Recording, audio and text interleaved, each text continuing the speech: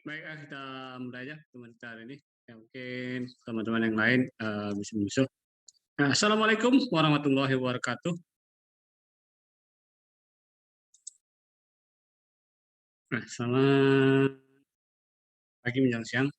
Salam sejahtera buat kita semua. Alhamdulillah pertemuan hari ini masuk kita di pertemuan ke-5 mata kuliah Sistem Informasi Geografis. Dan materi pertemuan kelima kita ini akan membahas tentang sistem koordinat. Ya. Jadi hari ini sangat materinya sangat apa ya? Saya bilang, sangat perlu sekali kita pahami bagaimana sebuah sistem informasi grafis tentunya nantinya kalau kita tidak memahami tentang apa itu sistem koordinat, gitu kan, apa saja yang termasuk dalam sistem koordinat tersebut, kemudian nantinya kita tidak memahami tentang apa ya sistem koordinat tersebut, bagaimana konversinya, gitu kan. Ini sangat berpengaruh kepada kita sendiri nantinya bagaimana kita membangun sebuah sistem informasi geografis itu sendiri nantinya. Jadi untuk materi ini sangat perlu kita buat rekan-rekan juga semuanya pemahaman ya, perlu kita pelajari secara serius ya Pak saya bilang, sehingga nantinya tidak terjadi lagi mungkin apa sih yang dimaksudkan dengan sistem koordinat ini, gimana koordinat ini, bagaimana menentukannya. Oke, mungkin kalau bicara kepada sistem koordinat sedikit mungkin saya akan coba ya kita langsung ke sebuah koordinat gitu kan. Jadi ini saya ke materinya dulu ya. Bagaimana sih koordinat itu sendiri gitu kan? Jadi mungkin kalau kita melihat di dalam suatu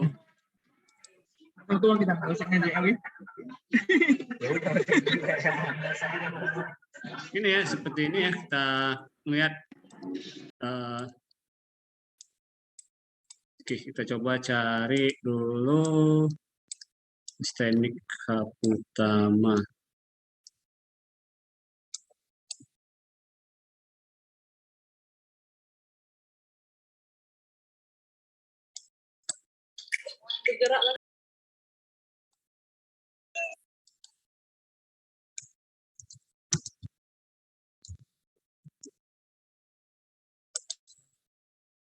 Oke, ya ini mungkin kita lihat ya, ini ada Stenic Kaputama, gitu kan. Sebenarnya berapa sih koordinat Stenic Kaputama ini sendiri? Gitu. Ya. Jadi kalau kita melihat di sini kita bisa lihat ya ada 3,60422 derajat 98,117 derajat. Ya. Kemudian apa sih nilai yang ini 3,6 kemudian 9,98 gitu. Ya ini nantinya akan kita bahas bagaimana rekan-rekan gitu ya bisa melihat oh ternyata seperti di sini kalau kita melihat ternyata koordinat dari kampus Teknik Kaputama ini ternyata di 3 derajat, 60,422 ya. Kemudian ada nanti di sini apakah dia bujur ya. Jadi kalau di sini ya 3,6044422 lintang utara dan 98 derajat 48117 bujur timur. Ya. Jadi ini sedikit nanti mungkin kembali lagi ya kita reviewkan dari bagaimana untuk melihat ataupun mencontohkan bagaimana kita bisa mendapatkan suatu koordinat ya ataupun mengetahui bagaimana posisi suatu letak objek tersebut. Sistem koordinat, ya.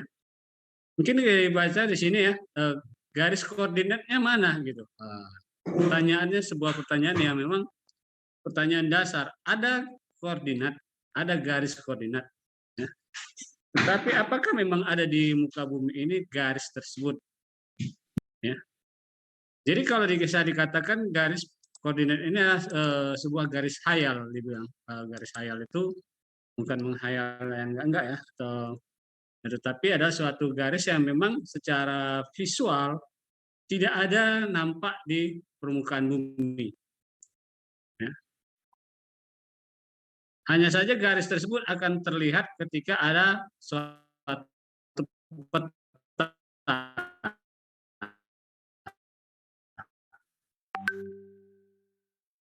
ditetapkan berdasarkan kesepakatan para peta ya, bagaimana untuk menentukan posisi suatu tempat ya, di permukaan bumi.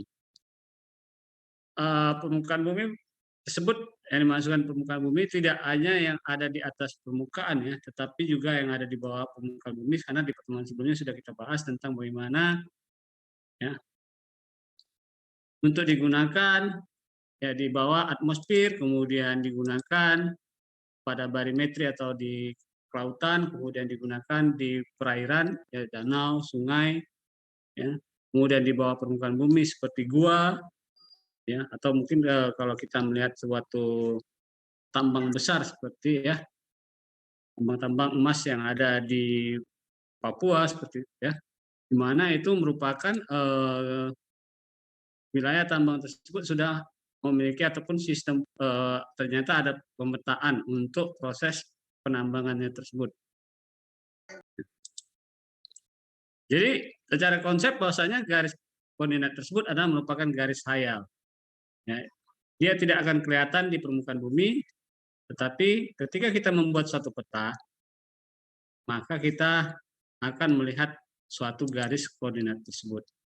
Sehingga kalau kita membangun suatu ataupun menyiapkan suatu layout peta, maka yang harus kita siapkan adalah bagaimana suatu peta tersebut terdapatnya garis koordinat.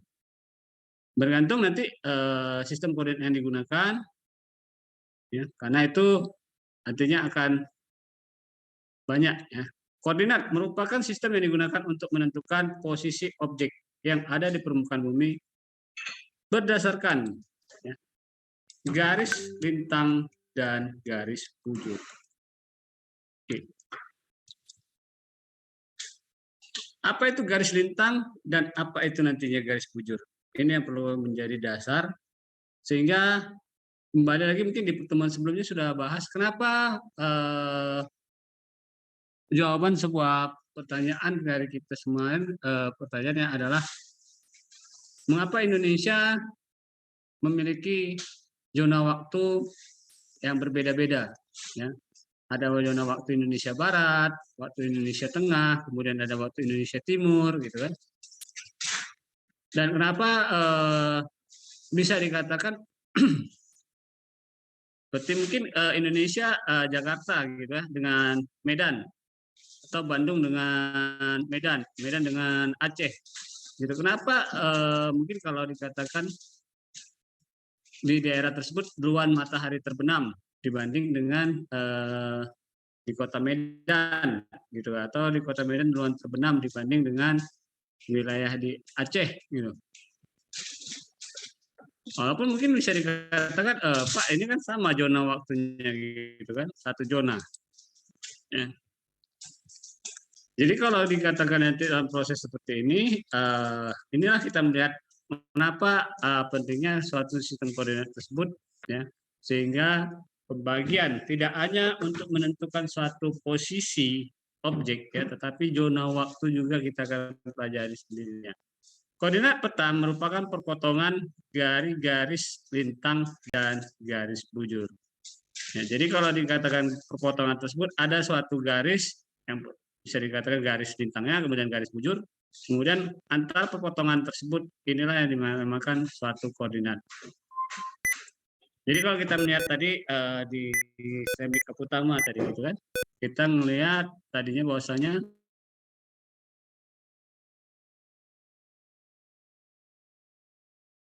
dan titik 3 derajat. Gitu. Nah, ini adalah merupakan letak di mana perpotongan garis lintang dan garis bujurnya. Secara dasar, sistem koordinat tersebut terdapat hanya ada dua jenis. Sistem koordinat geografik dan sistem koordinat universal transfer Mercator. Kenapa ada dua jenis yang digunakan dan nantinya kenapa jenis-jenis tersebut gitu memiliki kelebihan dan kekurangan. Artiannya adalah ketika dalam suatu kasus kita tidak bisa menggunakan sistem koordinat geografik, ternyata kita gunakan sistem koordinat UTM.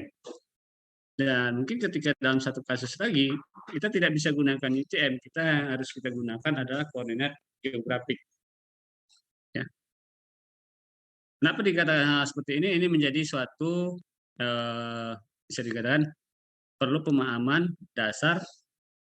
Nah, kita harus kenal terlebih dahulu apa sih sistem koordinat geografik tersebut, apa yang menjadi kelemahannya, sehingga ketika suatu kasus, oh ini nggak bisa gunakan sistem geografik, ini harus kita gunakan sistem UTM. Jadi kalau kita perhatikan kembali bahwasanya ya bumi ini adalah dalam bentuk yang kalau mungkin kalau melihat seperti globe gitu ya, globe itu semakin ke atas ataupun semakin ke bawah sebuah lingkaran bola itu akan semakin pendek gitu kan. Semakin ke tengah akan semakin panjang lingkaran tersebut. Walaupun kalau dalam dikatakan lingkaran itu tetap 360 derajat. Lingkaran tetap 360 derajat. Mau dia itu diameternya pendek, mau diameternya panjang, ya. Tidak akan berubah namanya ya suatu lingkaran tersebut derajatnya. Hanya saja ketika lingkaran tersebut diukur panjangnya, jadi kalau bisa dikatakan diameter dari suatu lingkaran akan berbeda-beda antara ketika ya posisinya itu di atas ataupun di bawah dengan posisinya yang ada di tengah. Sistem koordinat geografik ya dibagi menjadi 3 bagian ya. Geografik bukan ya. Ya.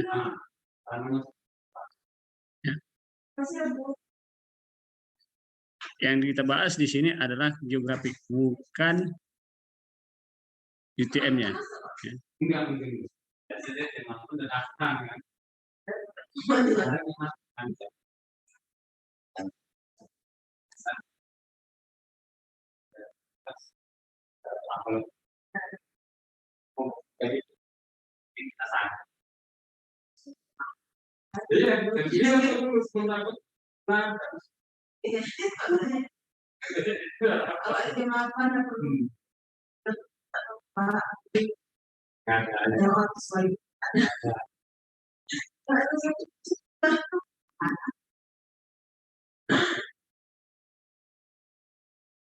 Oke. Ya, jadi yang pertama adalah degree desimal atau yang disebut DD ya. Di mana degree desimal tersebut nilai ya sebelum komanya tersebut itu ada nilai derajat.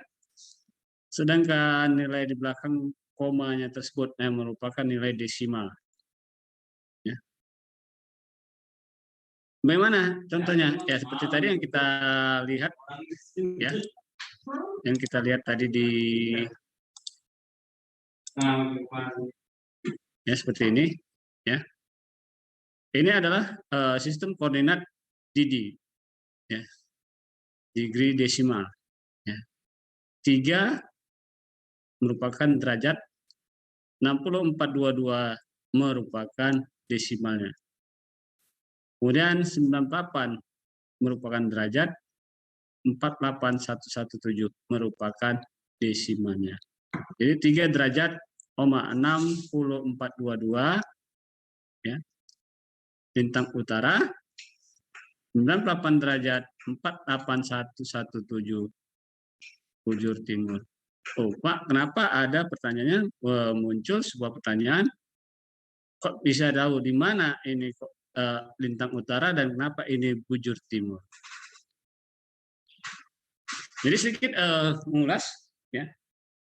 Nantinya ketika di bujur kita akan bisa melihat kenapa Indonesia, ya, digunakannya itu bujur timur, ya, kenapa tidak ada bujur baratnya, dan kenapa di lintang itu ada lintang utara dan lintang selatan untuk wilayah Indonesia.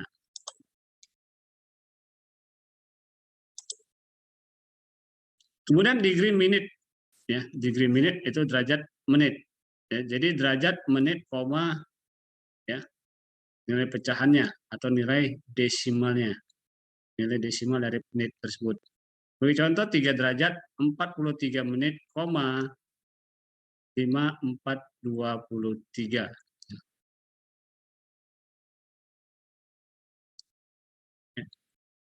Kemudian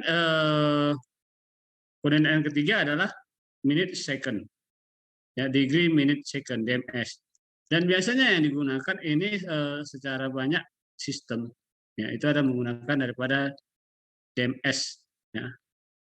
Biasa disingkat dengan namanya DMS, degree minute second, atau derajat menit detik. Kalau di Indonesia kan DMD.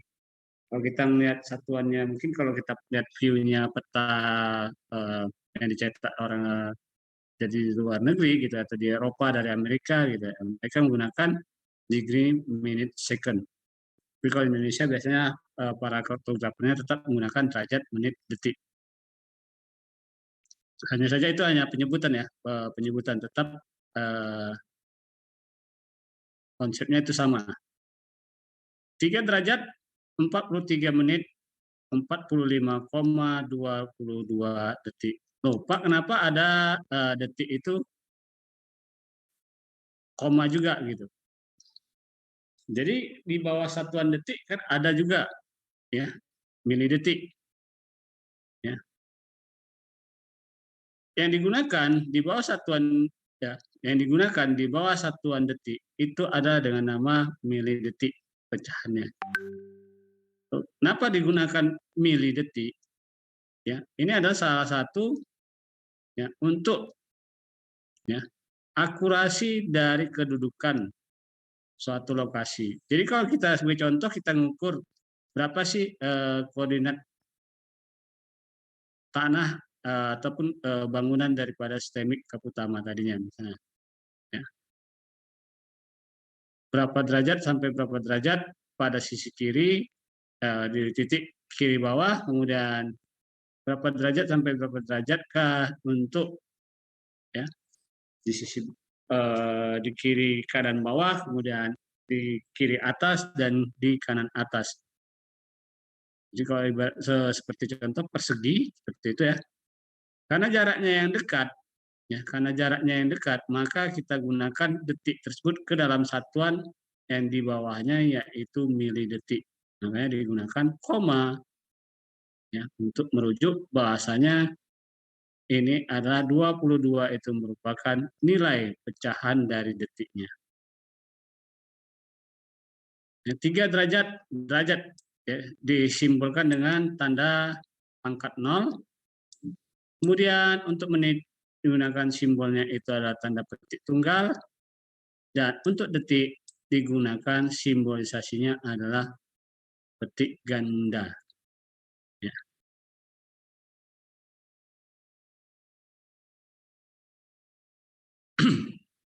Oke. Kemudian untuk, ya, kalau tadi kita sudah gunakan satuannya gitu kan, mulai dari degree desimal, degree minute second. Lalu apa sih S dan E? Ya, S dan E yang ada di depan. Ya. Jadi biasanya untuk luar negeri, ya, untuk Eropa ada 2 model yang digunakan. Yang pertama adalah nilai dengan satuannya itu atau untuk lintang ataupun bujur dengan menggunakan simbol huruf, dan ada satu lagi simbolnya itu adalah tanpa menggunakan huruf tetapi nilai positif dan negatif. Jadi contoh nantinya ketika S, shoot, ya. Shoot itu biasanya kalau di gunakan di luar negeri, mereka kalau dia tidak menggunakan satuan simbolnya itu huruf, maka dia menggunakan simbolisasinya dengan tanda minus. Ya.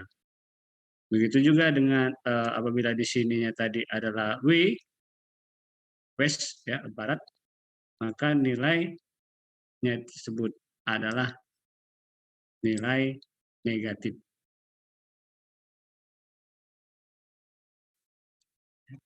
Mengapa adanya dua sistem, koordinat geografik dan koordinat universal transfer Mercator? Ya, tadi sudah terjawab bahwasanya tidak seluruh lokasi yang ada di permukaan bumi ya, cocok menggunakan satu buah koordinat. Ya. Sehingga perlu digunakan koordinat atau sistem koordinat lainnya. Hal ini disebabkan anak kutub utara dan kutub selatan, ya, garis bujurnya akan menjadi terlalu pendek. Inilah penyebab kenapa terjadinya dua sistem geografis.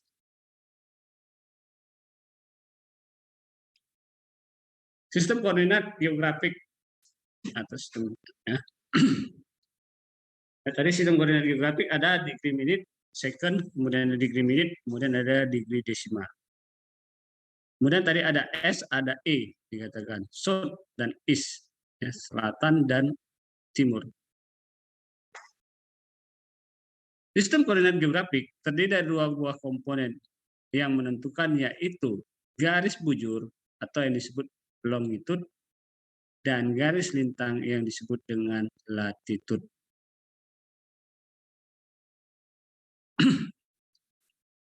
Garis bujur, ya, garisnya yang bisa dikatakan garis ya sebagai titik awal ataupun titik acuannya adalah garis khatulistiwa, sedangkan garis bujur yang menjadi titik acuannya atau garis acuannya adalah garis prim meridian. Kemudian kalau kita melihat seperti ini, khatulistiwa dan garis meridian, apakah sama pola untuk nilai-nilai yang ada ya antara ketika mungkin di bagian atas perpotongan antara khatulistiwa dengan meridian, kemudian di potongan pada sisi kiri bawah perpotongan khatulistiwa dengan garis prim meridian, dengan pengaturan nilai pada sistem koordinat Kartesius. Ya. Sistem koordinat geografik sebenarnya tidak memiliki konsep yang sama dengan sistem koordinat Kartesius. Ya. Dan nanti akan kita lihat ya di selanjutnya mana nilai positif positif, negatif negatif, positif negatif, negatif positif. Ya.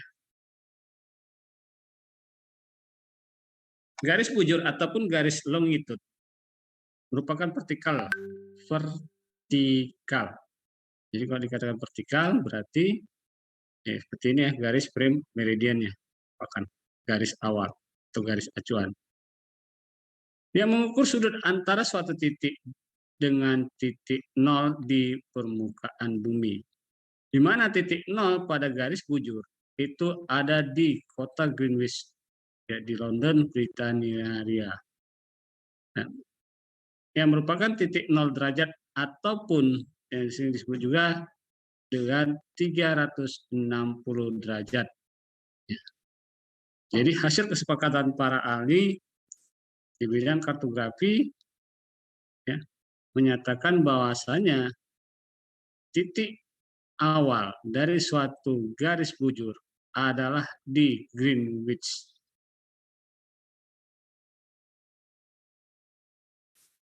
Dan kembali lagi di Greenwich.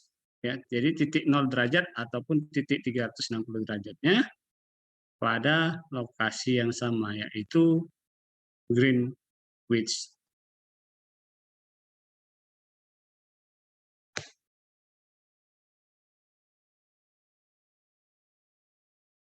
Garis bujur atau garis longitud, ya.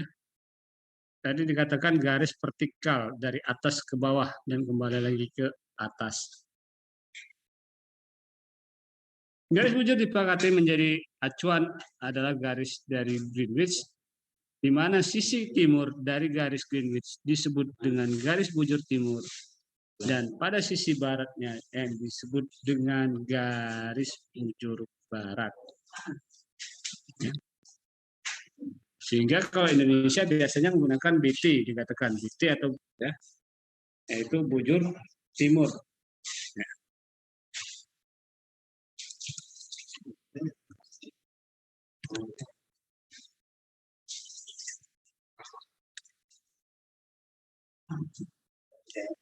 Garis lintang adalah garis yang membentang mendatar, ya, dari sisi barat bumi ke sisi timur.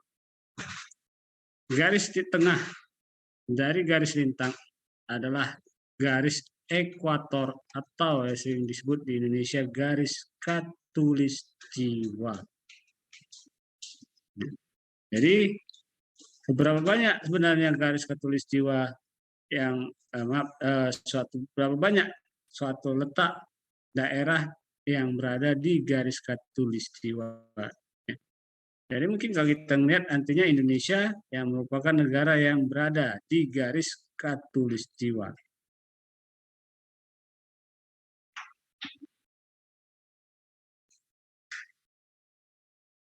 Sehingga nantinya kita akan bisa melihat ya, nilai-nilai suatu letak, kondisi atau suatu koordinat suatu objek yang ada di permukaan bumi.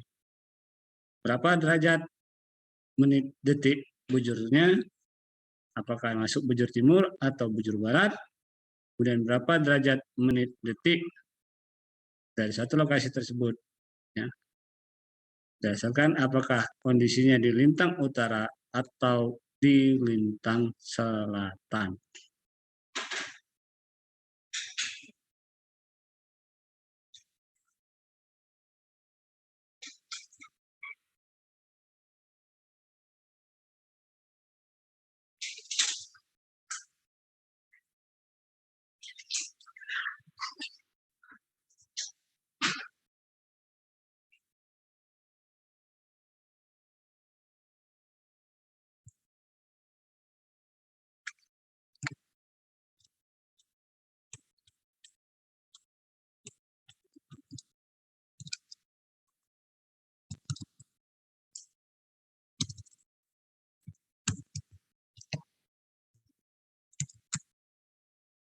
Oke, ini ya, kita lihat ya, garis khatulistiwa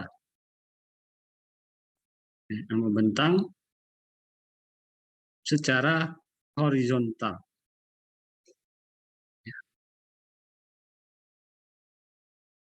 Dan garis meridian, prime meridian, yang membentang secara vertikal.